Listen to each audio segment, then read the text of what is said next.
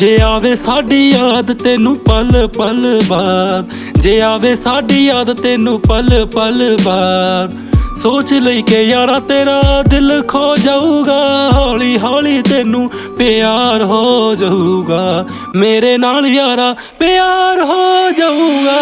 ਹੌਲੀ ਹੌਲੀ ਤੈਨੂੰ ਪਿਆਰ ਹੋ ਜਾਊਗਾ।